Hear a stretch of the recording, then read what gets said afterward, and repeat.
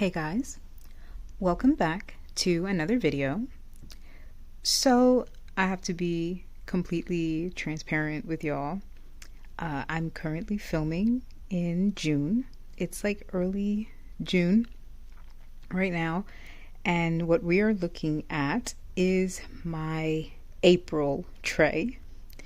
And you're probably thinking, well, why is this important? Why am I looking at your April tray? Why are you even mentioning this? And it's because I haven't changed out my tray for like 2 months. Usually when I prep my monthly trays, I usually have the one that I have for the month that I'm going to wear. I usually do that in the beginning of the month, and then somewhere around like nearing the last week of whatever month it is, I'll have more fragrances kind of lined up. Sorry, there's like a lot of traffic outside. I'll have more fragrances lined up, usually like to the immediate left of me. And for some reason, I got so lazy back in April that I didn't feel, I don't know, ready to change out my tray. So it just kind of sat there. Looking very pretty, might I add, but it just kind of sat there. So I thought, you know what, while I'm in the mood of kind of organizing my little beauty area and my room, let me talk about my tray from the past before I clean everything out and then start my new tray for June. So I won't make this video too long. I'll just go over my April tray. I'll probably also film what I had wore back in May, even though there wasn't a formal tray, tray for it. I'll just film what I wore, and then I'll definitely resume fresh and start my June tray. So without further ado, as you can see, the theme back in April was green. I kind of like this color-coded perfume tray, this aesthetically pleasing tray. I thought I'd try it again. So before that, I was inspired and I decided to do like a pink theme. This one, I went to the color green and also green focused scents profiles. As I've explained in previous videos, I like to wear green scents, floral scents, especially in the spring weather, even once it's starting to get a little warmer into early summer. So the first, actually one of my favorite green floral scent is Chloe. This is the Eau de Parfum Naturel. This is a beautiful green, clean rose. It has that classic Chloe signature scent, but while the Chloe signature is a little more of a synthetic rose, a very beautiful, clean, soapy rose, this one leans more towards like an actual, like as if you were smelling the rose petal itself along with the green stem and the leaves and maybe just a little hint of grass. It is such a pretty, classy, and easygoing scent. This is something that you could easily pick up and wear day to day. Chloe makes amazing floral scents, in my opinion. I love wearing them during the springtime. Like the minute just the weather hits above 60 degrees, I want to reach for all of my florals, and I especially want to reach for my Chloe fragrances. This one, because it's a natural perfume, it doesn't last as long as the original Chloe signature. The original Chloe, I could get at least like 8 to 10 hours wear. That's just, in my experience, it lasts me like through a whole work shift. This one, it is a little lighter wearing. You may need to top up, but I find that, I don't need to. It just becomes a very, very close skin scent. So that one was the Chloe Eau de Parfum Naturel. Actually, let me go to my other second favorite green fragrance. This is Tocca. This is Tocca's Bianca. This is a beautiful tea and rose and like lemon tea and rose fragrance with just a hint of sweetness from like a sugar note. I absolutely love this. It is very similar to Elizabeth Arden's green tea. I finished that fragrance. So I'm going to just keep my Tocca Bianca. It's very, very similar to Elizabeth Arden's green tea, just sweeter. Honestly, that's pretty much it. Just maybe a little more citrus and a little sweeter with a touch of rose. This one, I absolutely loved wearing this one. I went to the spa with my sister once, and then after, once you're feeling all refreshed and, pampered, and you sweat out all of the toxins in your body and whatnot, and then, you take a nice shower, you spritz a couple of this on. Oh, it was beautiful, absolutely beautiful.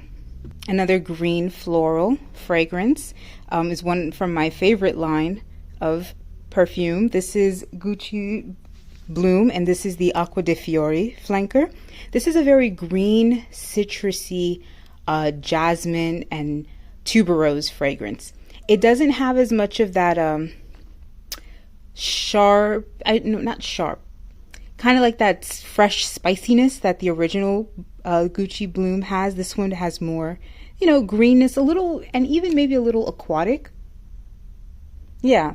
Sometimes this smells a little bit like a really, really fresh lotion to me. Like, now that I've had this for a while, it kind of smells like a really nice lotion, really nice floral lotion. It smells really luxe. It's a beautiful flanker. This is the most different flanker from the entire Gucci Bloom line. I have tried a couple. I have a few. And when I go to the stores from time to time, I smell the other flankers. And this one, I will say, is the most different from the Gucci Bloom line.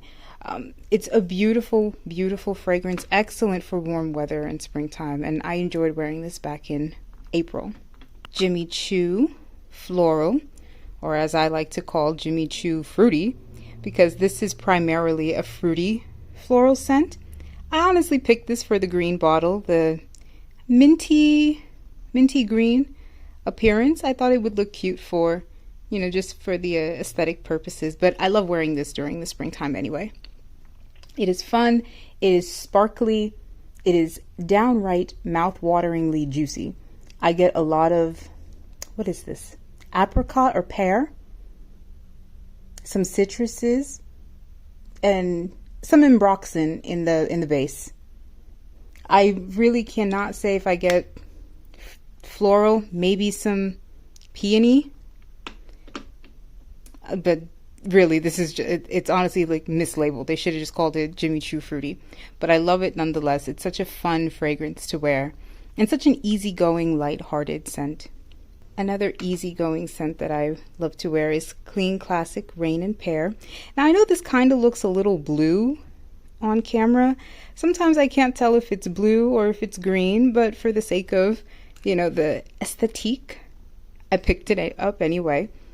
This is a beautiful, juicy pear with maybe with a slight powderiness and beautiful aquatic quality. Like, think of it like pears dipped in like a very light, sugary, rainy water with just a touch of greenness as well. Sometimes, now I know this sounds like, sometimes I feel like this reminds me of, what was that old perfume back in the day? Vera Wang's Princess. Like, imagine if Princess came out in an even lighter formulation. Like if Princess was an eau de toilette or an eau de cologne. That's what I feel like Rain and Pear smells like. I don't know why I'm making these two associations. Perhaps it's just a vague memory of Princess. I used to own it back in the day. Or I used to steal it from my mom back in the day. And then once I had my own little tiny collection, she gave it to me. But I love Rain and Pear. I'm almost finished with it. This is just something that, easy spritz on, go about your day. Now, a little more heavy, but, green bottle nonetheless. This is Sand and Fog's Pistachio Dream. This is a perfume oil. Worn quite a bit of this. I absolutely love this perfume oil. This is inspired by Kayali's Yum Pistachio Gelato, and I'd say like this is a good 70%, 70-80% inspiration. It has that bright citrusy opening. It is very, very sweet, like sugary sweet. Sometimes it almost makes me think of like cotton candy or marshmallows with with maybe like the idea of a gelato. It isn't until you get towards the dry down that you get that nuttiness from the pistachio, and this one also features almond in it. I love almond in fragrances, I've realized that. This is one of my fragrance oils. I do own a backup of this because that's how much I love this oil. And I think this is one of those types of fragrances, that particular scent profile, because while it is being a very sweet gourmand, it has a lot of florals and citruses to make it a little light and airy. I think this is one of those fragrances that's perfect to wear for springtime. And it's a good transition fragrance as well. It can easily take you from like those colder, cooler mornings, or I should say, yeah, cooler mornings into the high heat of the afternoon, and then into the cooler evenings. I love this. I love this fragrance, and I give props to Kayali for creating such a very unique scent profile like that. Next one is Olfactory's. This is a scent that I made from Olfactory. This is a custom scent that I named Tall and Sexy because when I created this scent, it made me think of a very tall and sexy man, or what I would want to smell like if I were a tall and sexy man. It's got like grapefruit and tonka bean and I believe some musks in it. It's been a long time. I've kind of forgotten some of the other nuances and other notes that were in it, but I remember the big three notes were grapefruit, tonka bean, and musks. And I think some wood. But I love this fragrance, and I kind of chose it because of this bluish green label. Gucci's Memoire d'une Odeur is an underrated gem. Truly, truly, truly. It breaks my heart that not a lot of people talk about this fragrance, and more so that I think this is a fragrance that may be discontinued. Now, don't quote me on that. Don't come for me. Don't quote me on that. This is just what I've heard on the grapevine, on the fragrance grapevine. But this is a beautiful scent. This, I truly think, even though it's designer, this smells quite niche. Meaning in the sense that this is an unusual and probably not the most crowd-pleasing scent when it comes to something coming from a big house like Gucci. I feel like this should have been in like a private line or like a specialty niche house. This smells sweet, slightly sweet, yet very green, a little powdery, and very herbal, and slightly woody. And with all like these words, you're like, well, what the heck does that mean?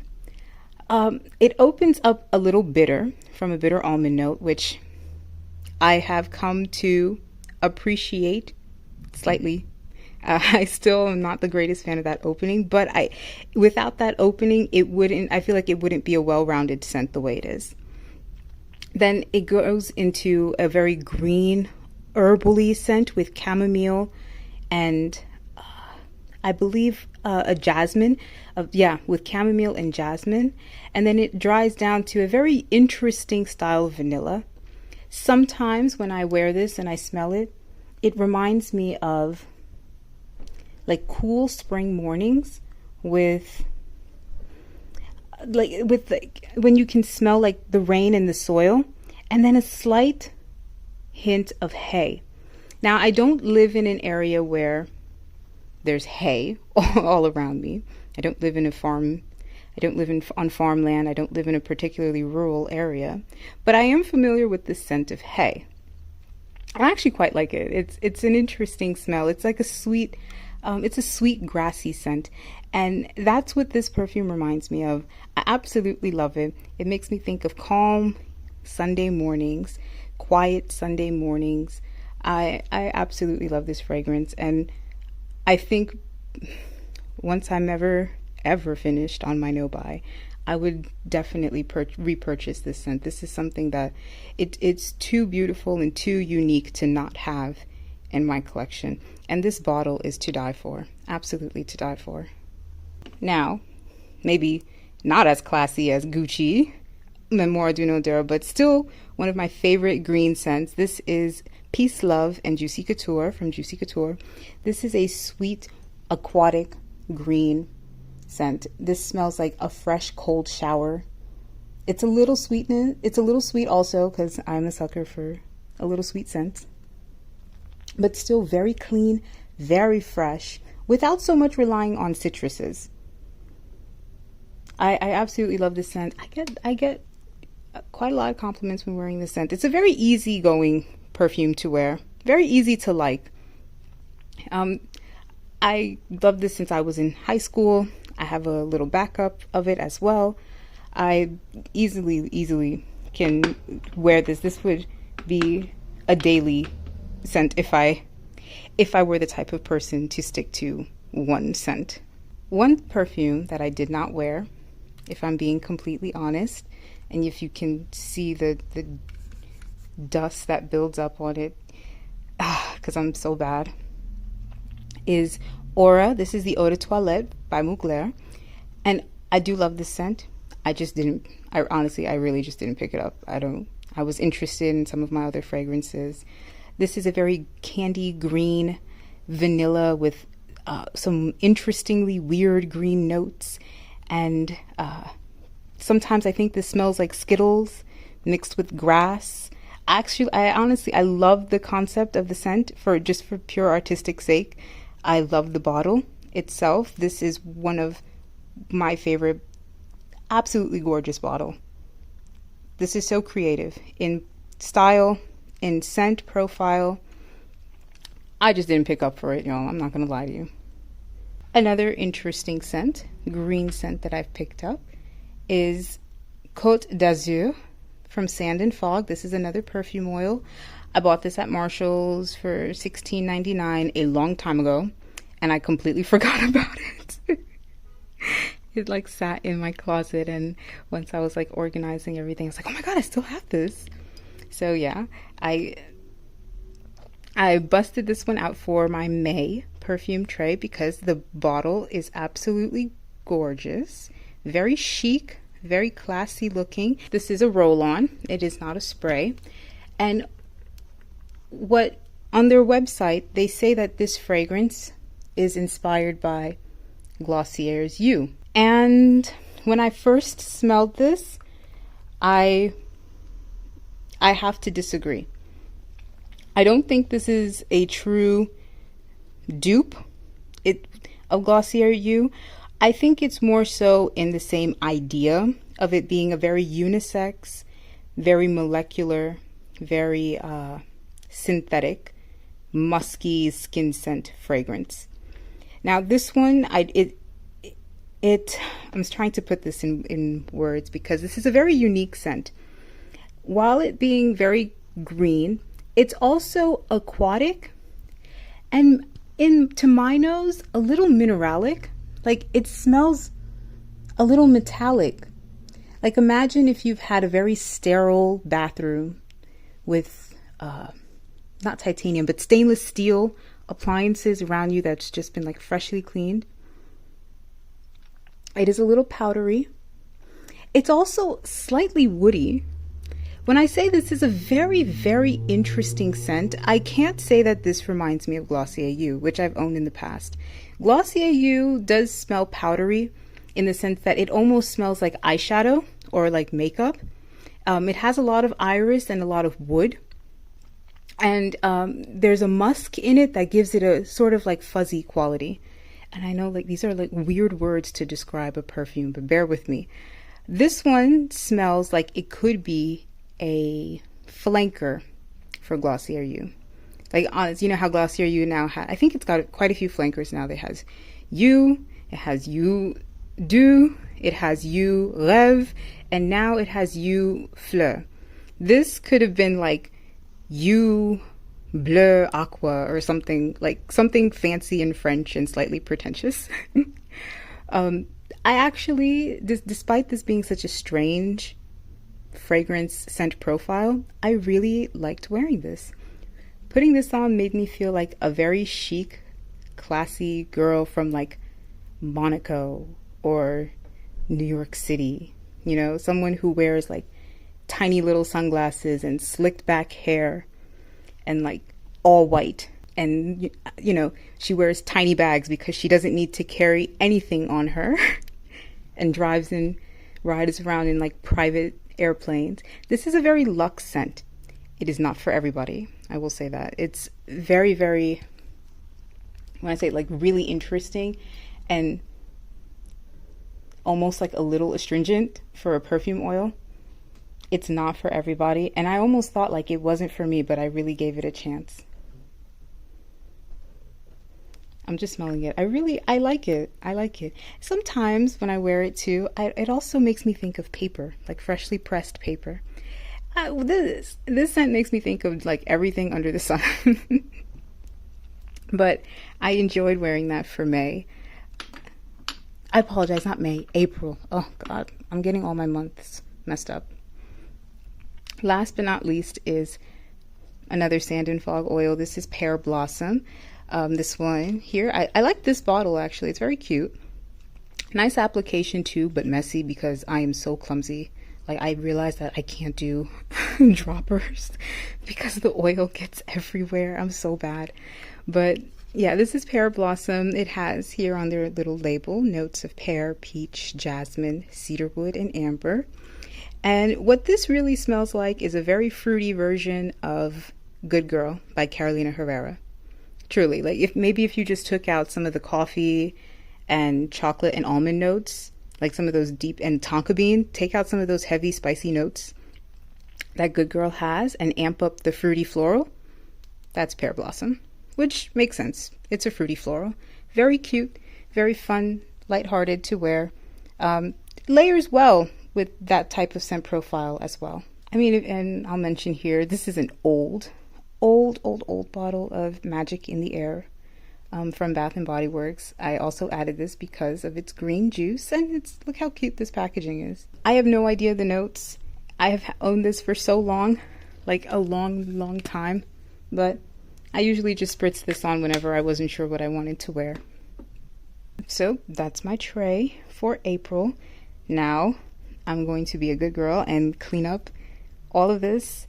In my next video, I'll probably share my May tray, which is color coded, but also a hot mess because I don't know. I think I just kind of fell off the bandwagon and lost my momentum. But let me know what you guys think. Anyone else doing color coded perfume trays? Talk to me in the comments below. I'd love to hear your thoughts. If you like this video, definitely give me a thumbs up. Subscribe if you want to. I'll always appreciate it. And I'll see you in my next one. Bye.